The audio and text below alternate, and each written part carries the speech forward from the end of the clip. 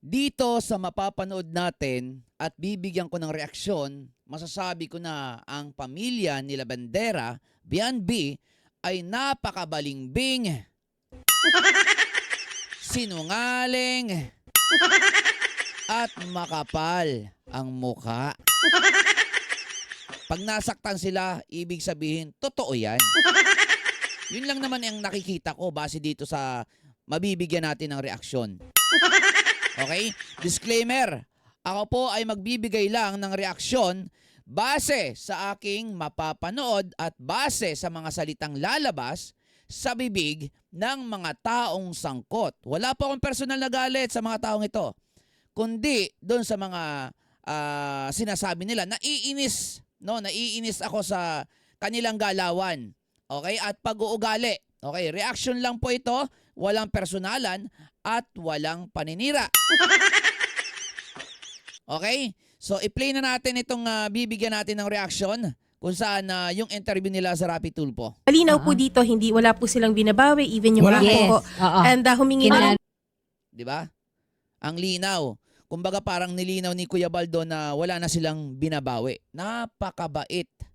Okay? Napakabait pa ni Kuya Bal at ng Team Kalingap. Kasi kahit na ganyan yung ginawa nyo ng pamilya nyo sa kanya at sa Team Kalingap, hindi na babawiin ang mga naibigay sa inyo, no? Hindi na. Hiyang-hiya naman kami sa pamilya nyo, no? Di ba? Kayo, pinapadelete nyo ang video ng taong tumulong sa inyo. Pero yung mga taong tumulong sa inyo, hindi na binabawi ang mga naibigay na tulong sa inyo. Oy, parang nakakahiya yun, ha? Pero sa inyo, wala kayong hiya, no? No? Wala kayong hiya. Diba? Dahil sa mga video nila, okay, na naka-upload, no? Diba? Natulungan kayo ng mga taong yan dahil sa mga video na yon na naka-upload sa kanilang channel. Diba? Nakilala kayo ng mga sponsor nila. Dahil sa mga video na yon. After nun, nung makilala na kayo ng tao, ng mga sponsor nila, gusto nyong ipadelete. Diba? Napaka-unfair nun. Sobrang napaka-unfair talaga sa kanila. Kung sa akin, dapat kung ipapadelete ang video, no, na dahilan kung bakit kayo nagkaroon o tumatamasa ng ginhawa ngayon, nagkaroon ng sponsor, nakilala, dapat, no, bawiin din lahat ng meron kayo na naibigay sa inyo. Diba? Sa akin lang naman yon, pero tingnan nyo, tingnan nyo kung gaano kabuti ang puso ng Team Kalingap ni Kuya Bal, kasi hindi na nila binabawi pa. At sinabi nila yan, nilinaw yan ni Kuya Bal sa Rapid Tulpo in action. Diba? Okay, tuloy natin. po ng, kumbaga ma'am, Ano po bang ano po yun? ano po, last ano na po sana Yes, natin ito dito. Ha? Ano daw? Yun. Ano po, last ano na po sana Yes, ma'am. natin ito dito. Pansin niyo yung tono ng salita niya at yung kanyang reaction. Ha? Ano po, last ano na po sana natin ito dito? 'Di ba? Sa tono ng pananalita nitong si Bianbi o La Bandera, parang sila yung nilapitan ng Rapid Tulpo in action na. Parang kayo yung nilapitan ng Rapid Tulpo in action para ma-interview ah. Parang pinapalabas nyo na ganun yung nangyari ah. Grabe naman ang kapal na mukha niyan. Hindi na kayo nahiya? Di ba kayo yung lumapit dyan? Tapos yung tono ng pagsasalita mo, Bianbi, akala mo, ikaw yung nilapitan ng Rapid Tulpo in action. Grabe, no? Grabe. Oo, grabe. Masasabi ko na lang grabe. Kayo guys, ano masasabi nyo? Comment nyo dyan sa baba, ha? Ano pong ibig sabihin niyo, ma'am? Naguluhan pa yung staff ni Rapid Tulpo in action kasi hindi nila ine-expect yung ganyang salita. Hindi talaga. Okay? Hindi. Kasi kung ako yung nandun, syempre, parang kami pa yung lumapit sa inyo ah. Parang ganun yung iisipin ko talaga. Tingnan mo ha, positive pa yung iniisip ng staff. Hindi nila alam. Kasi hindi nila expected yan. Okay? Di ba? Episode na po sana ito ng sa Raffy Tulfo in Action kasi mas lalo po talagang lumalala eh. Ulitin natin. Last episode na po sana ito ng sa Raffy Tulfo in Action kasi mas lalo po talagang lumalala eh. So hindi Wow! na po namin kayo sasamahan sa diet? Wow! Last episode na po sana namin ito sa Rapid Tulfo in Action kasi mas lalong lumalala. Hindi nga po. Wow! Eddie, wow! Yun lang yung masasabi ko. Wow! Mas lalo daw lumalala kaya last episode na. Grabing kakapala ng mukha yan. Parang sinabi mo, sa part ng Rapid Tulfo in Action, parang sinabi mo, na kapag nagpa-Rapid Tulfo in Action ka, mas lalong lalala. Grabe. Alam mo yun, parang nakaka-offend yan dyan sa programa, ha? Para sabihin mo yan sa kanila na last episode na kasi kasi sabi mo, mas lalong lumalala. Nakaka-offend dyan sa Rapid Tulfo in Action na, kasi syempre Rapid Tulfo in Action yan, kapag pumunta ka dyan, ang problema na idudulog mo dyan, imbis na lumala, nagagawa ng paraan at nareremedyohan. Pero anong sabi nitong B&B na to? Last episode na po sana kasi mas lalong lumalala. Ibig sabihin, wala kang tiwala dyan sa mga staff ni Rapid Tulfo in Action na maaayos nila kung ano yung dinudulog mo dyan. Naisip nyo ba yon? Di ba? Isipin nyo, i-realize nyo maigi yung salita ng babaeng to. Napakabastos mo, ineng. Yun lang yung masasabi ko. Totoo naman, di ba? Real talk lang tayo. Hindi kita sinisiraan dito. Sige, i-realize nyo. Nasa Rapid Tulfo in Action ka. And sinabihan mo sila na, last episode na to, kasi kasi mas lalong lumalala. Nasa Rapid Tulfo in Action ka tapos sasabihin mo yung mga salita na mas lalong lumalala? Kasalanan pa ng Rapid Tulfo in Action? Kung ba't mas lalong lumalala? Yung kasalanan nyo? Ibinintang nyo na sa Rapid Tulfo in Action. Ano isipin ng tao? Kay Rapid Tulfo in Action, mas lalong lumalala. Naku, Rapid Tulfo in Action, nagkamali kayo na tanggapin ang mga taong ito dyan sa programa niyo. Tingnan nyo bukod sa walang tiwala sa inyo, kaya gusto nang itigil, okay, yung pagtulong nyo sa kanila, okay, walang tiwala sa inyo talaga kasi mas lalo daw lalala. Mas lalo daw lumala. Oo. Anak ng tete, nakakapangalawang ano ka pa lang dyan? Gusto mo may resulta na agad? Gusto mo may gawin na agad? Ano feeling mo? Ikaw lang yung inaasikaso ng mga yan? Ganun ka ba ka-importante?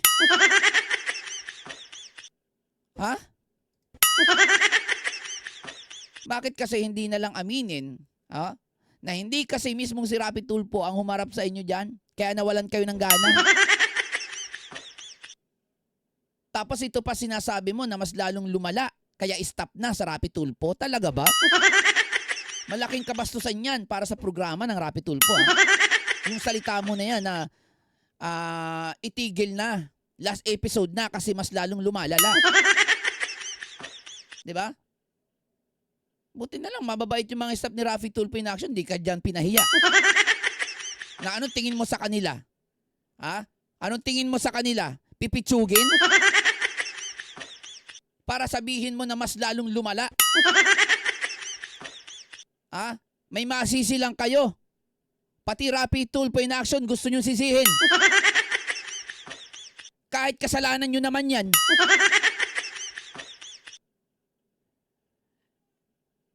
Kung mas lalo palang lumala, bakit Papa Jessica Suho ka pa? Naka-upload yan sa ano mo, na tara sa Jessica Soho. Diba? Inaabangan nga ng marami yan eh. Kung ano yung mga sasabihin mo dyan eh. Kasi dito sa Rapid Tulfo in Action, yung interview mo dyan, sablay talaga kayo. Ang laki nyong sablay. Ha? Lalo na sa mga sagutan nyo. Halatadong sinungaling at wala sa puso mga sinasabi nyo. Oh, di ba? Alam ko na rin yan eh. Naramdaman siguro nila, no? Na kunti ang simpatya na nakukuha nila sa Rapid Tulfo. Okay? Di ba? Kasi kung mapapanood nyo ang video sa mga sablay na salita nila, kahit mismo yung staff, parang hindi nasang-ayon sa kanila. Hindi ko naman sinasabing bias, pero yun naman ang totoo eh. Kahit paulit-ulitin nyo pa yung video na yan, sablay po sila sa mga sinasabi at binibitawan nilang salita. Na feeling nila, presidente sila, no? Feeling nila, sila yung, alam mo yun, napakahalagang tao nila, napaka-importanting tao. Ganyan ba yung nagagawa ng pera? Ako mahirap din naman ako, pero hindi ako nabago ng pera. Itong pamilya na to, masasabi ko na sila ay nabago ng pera. Diba? Walang paninira dito. Okay? Kung ano lang yung nakikita ko, yun lang yung pinagbabasihan ko. Hindi ko sinasabing tama ako, pero parang ganun na nga. Diba? Oh, baka sakali kay Jessica Soho, mas maraming simpatya makuha nyo. Di wow. Good luck. Diba? Ito pa sila dito. Kasi kayo po yung lumapit sa amin, hindi po kami yung nag-reach out sa inyo, ma'am. Diba? Nilinaw agad ng staff ni Rapid Tulfo na sila yung lumapit. Kasi nga, sa tono ng pananalita ng babaeng ito, parang ang gusto niya sabihin, sila yung nilapitan ng Rapid Tulfo in Action. Nagigets nyo ba? Comment nyo sa baba kung nagigets nyo. Siyempre, yung mga matatalino lang at malalim mag-isip lang makakagets niyan, pero yung mga mabababaw, katulad ng mga supporter ni Bianbi, hindi nila magets yan. Diba? Real talk lang tayo dito, guys, ha? Diba? Ayun, pahiya. Diba? Totoo naman kasi, sa tono niya, parang pinapalabas niya na sila ang nilapitan ng Rapid Tulfo in Action. Ang totoo, sila yung lumapit talaga doon. Diba? Kaya nilinaw, no, ng staff ni Rapid Tulfo in Action na talagang sila yung lumapit. Diba? Oo. Para lang po clear po. Para tapusin natin. Hindi po kami yung, hindi po namin siya pinilit na mag-live. Yes, Oo, diba? yes. Naku, baka kami din yung mapaano. Nako, diba? Nag-alangan na tuloy ang staff ni Rapid Tulfo in Action. Ano po kasi, sorry po ma'am, kasi po, nagkaroon po talaga siya ng, Trauma. pasensya na din po kayo, kasi nagkaroon po siya ng yung parang nahiya na po siya sa, Tingnan nyo yung maigi, yung tingnan nyo maigi yung reaction ng mukha ng nanay habang nagsasalita at sinasabing nahiya. Ay mahiya pala yan? Mahiya pa pala yan? Pero bakit parang hindi totoo ang sinasabi ng nanay? Tingnan yung reaction niya. Hindi sincere, tumatawa pa. Oo. nagka-phobia na po siya. Wala naman pong problema. Nagka-phobia? Weh! Nagka-phobia daw pero gumawa ng YouTube channel? Ma'am. Opo, okay Pero lang po yun. nagulat lang kami. So, ibig sabihin, ma'am, hindi na po namin kayo sasamahan. Hindi niyo na po kailangan na samahan namin kayo sa daet. Nako. Hindi na raw po kayo kailangan. Kasi kay Jessica Soho na lang daw sila. Napakabalimbing, di ba? Di ba? The end Kasi na po to. yung sabi po kasi ma'am dyan po sa inyo na sasamahan daw po kami dito sa barangay. Yes, oo. Kaya po And hindi lang, oo ma'am, isa-schedule nga po yan ma'am. Hindi naman po yan. I-coordinate. Opo, dahil hindi lang naman po kayo yung complainant ma'am na sinasamahan din po namin dito sa Wanted sa radyo. At hindi naman po kinabukasan, pwede rin pong gumawi po yung mga staff namin ma'am kasi may mga iba din po kaming sinasamahan. Ayon! Pahiya na naman! Feeling kasi nitong ni Bianbi, no? feeling kasi nitong si Bianbi, napakahalaga niyang tao, napaka-importante. Ano yan? Importante yarn. Porke nagkapera, importante na yarn. Porke nagkaroon ng sponsor, nakilala, importante na yarn. Antindi mo. Comment nyo nga guys kung ano yung nararamdaman nyo dito. Ako, naiinis ako talaga, promise. Ang kapal ng muka, hindi na nahiya. Tapos sasabihin ng nanay, nahihiya. Wow! Saan banda? Hindi namin makita. Pati yung hiya niyan, may password na rin yata.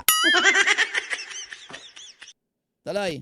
Kaya, nagtatanong po kami ng malinaw, ma'am, kung ayaw nyo na rin po kami Kasi kung, dyan sa kung hindi na po namin ifa-follow through ito. Oo. So, we end here. Opo, sige po, basta yung ano po, yung gusto ko pong mangyari ay i-take down po. Yun na nga. Ha? Ano daw? Ulitin natin. Ito. Oo. So, we end here. Wait here. Opo, sige po, basta yung ano po, yung gusto ko pong mangyari ay i-take down po. Yun na nga. What? Sinabi ng staff ni Rapi Tulfo na magtatapos na ito dito. Pero anong sagot ni Bianbi? Okay po, sige po. Pumayag siya na matapos na, no? Okay po, sige po. Pero dapat po, may take down po yung mga video. Wow! Gusto mo na tapusin yung episode dyan sa Tulfo, pero inuutusan o inuobliga mo pa rin sila na dapat o kailangan ma-take down nila yung mga video. Wow! Sino ka para utusan ng mga yan o obligahin ng mga yan sa gusto mong mangyari? Sino ka ba? Ha? Bossing yarn? Ano ka, presidente ng kulto? Kapag ginusto mo, isusundin nila kahit gusto mo nang itigil ang pagpapatulong o pagpapatulpo o pagsama ng Rapi Tulfo sa inyo. Ang swerte mo naman. Yan ang kinalabasan ng masyado nyong binaby ng mga sponsor itong si Bianbi. Yan po ang kinalabasan. Masyado nyong binaby, tinolerate, kahit na mali na. Diba? Ayan, kitang-kita na ang gusto niya lang, siya yung mag-benefits. Diba? Sa mga sitwasyon. Siya lang yung tulungan. Kahit hindi na siya makipagtulungan. Katulad dito sa Rapi Tulfo in Action. Diba? Gusto niyang i-stop na pero gusto niya pa rin mangyari na i-take down. Ano yun? Tanga ka ba? Putik na utak yan. Partida, sinasabi pa ng nanay mo, na may hiya ka pa niyan. Ha? Antindi mong labandera ka. Grabe ka. Sa mga solid kalingap na makakapanood nito. Ano ang masasabi nyo dito? At sa mga antay naman, paano nyo pagtatakpan ang kapalpakan nitong idolo nyo dito sa interview na to? Bigyan nyo ng ano rin yan, bigyan nyo rin ng reaction yung mga kapalpakan niya dyan. Dahil sa nakilala kayo sa kalingap, di ba? I-comment nyo na yan. Okay? So, paano yan? Hanggang sa muli. Peace. Okay, wala akong live ngayon kaya gumawa na lang ako ng video. I love you all guys. Thank you so much. Huwag niyong kalimutan na i-share to kung solid team kalingap ka. Kahit na antay ka, pwede rin. Bye.